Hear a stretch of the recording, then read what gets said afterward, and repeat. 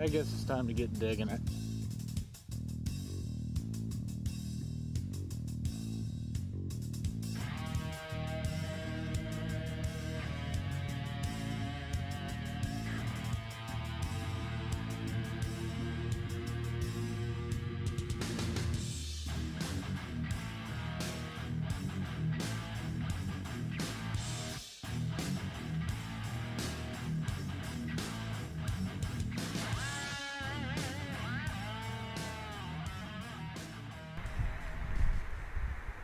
Hey everybody, it's Lee here. Luckily the fire restrictions aren't so bad that I couldn't go out for another camping trip, so I made it out. I come out to the Elk River today. I figured I'd try something a little bit different. I was lucky enough to get a spot I've never had before. This is Bightler Bar. This is in Curry County, Sasquatch country. There was actually a report in the 1800s on the ridge over where there was a Sasquatch that supposedly killed somebody, so you gotta look out for Bigfoot. But one reason I really like coming here is this water is just crystal clear. But I've pretty much got camp set up.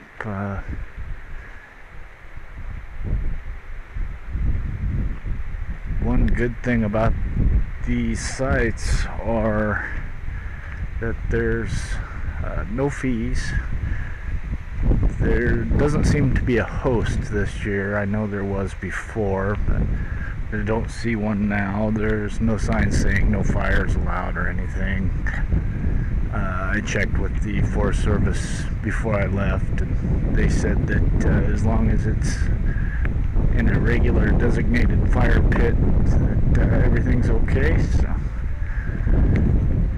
we're set up over there in the brush. Got the Jeep all camoed out over there so you can't see it.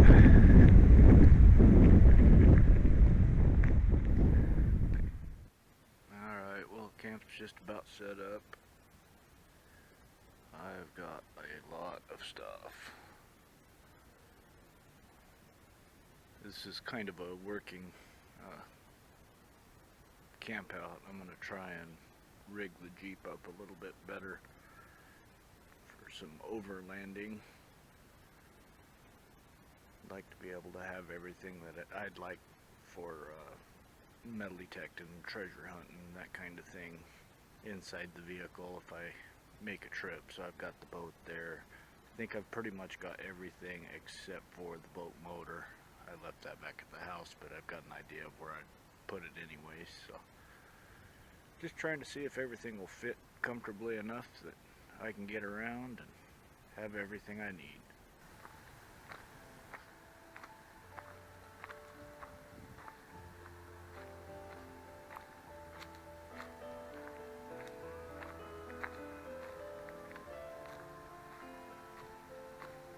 There were a couple people down here when I first got here, so once it cools down a little bit, I might grab the metal detector and hit this spot a little bit.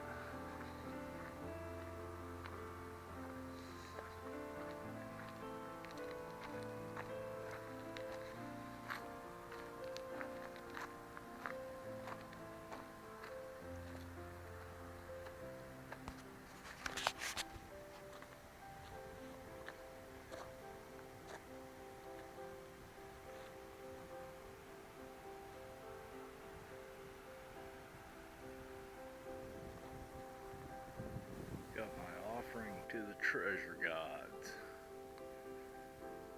for a safe and productive dig.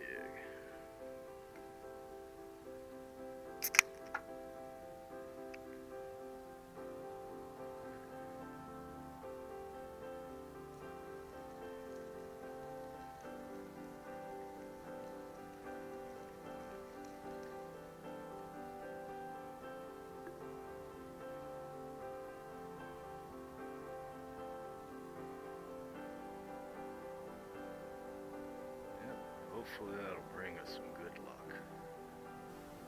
Well, Come down here under the bridge and we'll troll around a little bit and see if I can find anything down here in the rocks.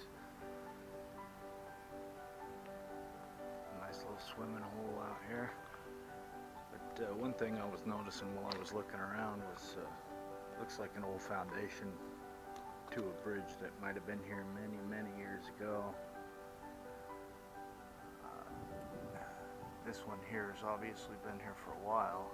It's not really old because of the steel beams, but the wood itself is all starting to deteriorate, so it's been here for a while. This might have been the original one that was here. I'm not sure about the roads in this area or anything, but maybe it's a good sign for some old stuff. We'll hunt around and see if we can find anything.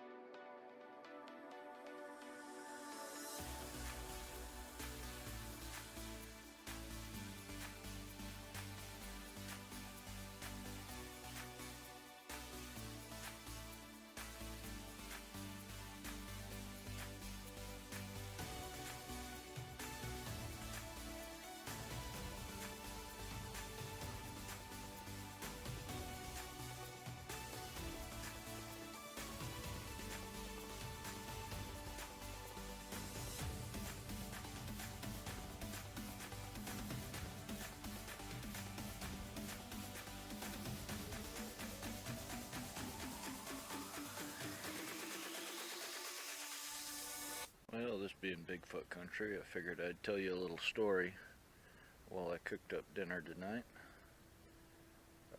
This is a story that was written up in a book called Characters, Legends, and Mysteries of Curry County, Oregon, written by Walt Schroeder. The story's titled Bigfoot on the South Fork Sixes. The word gold brought treasure seekers from near and far to the south coast in the 1850s. As the beach claims panned out, the miners went back up the streams in search for the mother lode. In the 1870s, the Sixes Basin, especially the South Fork, was a bustling mining camp. Access was extremely difficult through the rugged mountain trails, and only the most daring came to the South Fork. This was a rich lode, and some miners took as much as $1,000 from a single crevice. Claims covered the South Fork, and miners either panned or dug tunnels into the banks or scraped out crevices where the gold lay.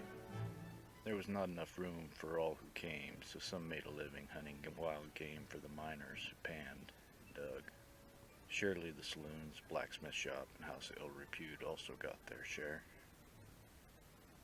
The area nearby teemed with deer, elk, and bear in abundant supply for the camps. 4 groups of cabins sprung up along 3 miles of the river. Upriver was Wendellville, near Rusty Creek, then Thompson Flat, Bear Pan Flat at Alder Gulch, and Butchertown at Butcher Creek. Thompson Flat had a water-powered sawmill with water brought downstream in an open flume. Other miners also dug flumes to operate hydraulic giants. Piles of rocks remain where the water cannons did their work. The main hunter was a man named Mike Madigan. He bore scars from an earlier encounter with a grizzly bear and earned the nickname Grizzly Mike, or Grizz for short. He was somewhat of a privileged character along the settlements. His equipment consisted of a rifle and belt with cartridges, dragoon 6-shooter, bowie knife, pack sack, and 2 big long-eared hounds, Bounder and Sounder, both yellow-sided, black-backed, well-scarred hounds. The miners welcomed Grizz because he almost always carried meat, a shoulder or a ham in his pack sack. In the fall of 1878, The big leaf maples took on a golden hue and the vine maple a crimson color. The deer, elk, and bear were fat and everything was well with the world. The miners had returned to their cabins to settle for the night. That is all but John Jensen. No kerosene lantern shone in his cabin, and the neighbors were concerned. When a search found his cabin empty, a wider search was begun. They found him still alive, but badly beaten at the entrance to his tunnel. He soon died without regaining consciousness. Jensen had no enemies, and his neighbors could determine no motive for the heinous crime. A pall sat over the entire district. The instrument of death was a heavy gray blood-stained rock, weighing about 4 pounds, and unlike other rocks in the area. Old Grizz brought his hounds to the scene and set them to work. They seemed to find a cold trail along a steep bluff leading up to Star Mountain.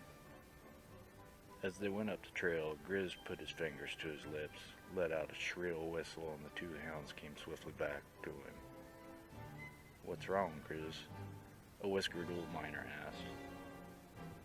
"Them dogs are afraid of something. I never saw them act like that before. It ain't no bear, no mountain lion. It's something pretty bad." The thing bothered Grizz. He knew his 2 dogs feared nothing, but it was obvious to him they were just plain scared. Before, when Bounder and Sounder got into an old bear, that Bruin was in for a good washing. And with his Sharps rifle, there would be soap in that wash water. The mystery worried the miners as the days went by that fall. One Sunday morning, one of the miners, Doc Elgin, was ambling down the river. The autumn sun had just peeked over Rusty Butte, and the river was bathed in sunshine. As Doc rounded a sharp bend, the hair on the back of his neck stood up like the quills on a concerned porcupine. A huge creature stood at the edge of the river. It measured about 6 feet 6 inches, and he guessed it must have weighed at least 250 pounds. Had powerful shoulders and long, powerful arms. Its legs were short and its head was heavy-jawed, with low on its shoulders. The body was covered with a short coat of yellowish hair. The thing turned quickly and looked at Elgin for an instant with bulging black eyes that seemed to burn right through the frightened miner. Then the monster turned away and bounded into the dense woods, leaving Elgin transfixed. Elgin hurried back to camp to report what he saw. When the crowd got back to where Elgin had seen the thing, they found tracks 16 inches long and 8 inches across at the toes. Grizz put the hounds on the trail, but when they caught the scent, they hesitated, and Grizz whistled them back, remarking that whatever it was bigger than anything they had ever tackled before, and added, "It was probably what got Jensen."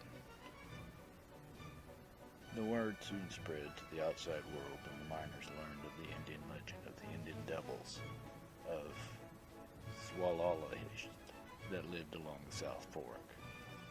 The Indians feared to go into this drainage. Soon the miners felt the same way, and all but a dozen left for other diggings. Grizz stayed and lived in Butchertown, where he worked his claim and hunted. As the winter storm set in, Grizz took his dogs upwards towards Avery Mountain to see if he could roust out a bear that had been caked up through the storms. As the dogs went up, they started to bay like he'd never heard before. He figured they probably tackled a cougar that would stand and fight and instead run and retreat like most of them do. But when he got inside of his hounds, he saw an Indian devil grab one of his dogs and hurl him off the cliff to the rocks 80 feet below. Before Grizz could fire, the monster flung the other dog off the cliff, and he too was dashed dead on the rocks. He fired as the monster disappeared, but was not sure if he had hit it. Without his dogs, he was not about to go looking for it. This latest incident, told by Grizz, hastened the departure of the rest of the miners. All of them left but Grizz and an old fellow called Ramrod, who still worked his mine in Wendellville. Come spring, Ramrod came out and reported that no one had seen Grizz since the dogs met their demise, and he had supposed Grizz had gone off. About 10 years later, some men opened up Grizz's old tunnel and found a skeleton buried under a pile of boulders.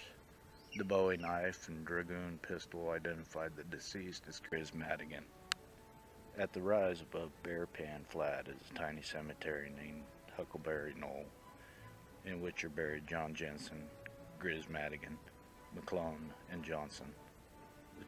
The tall Douglas fir trees shade the plot, and the sound of the river below gives final resting place to serene peace.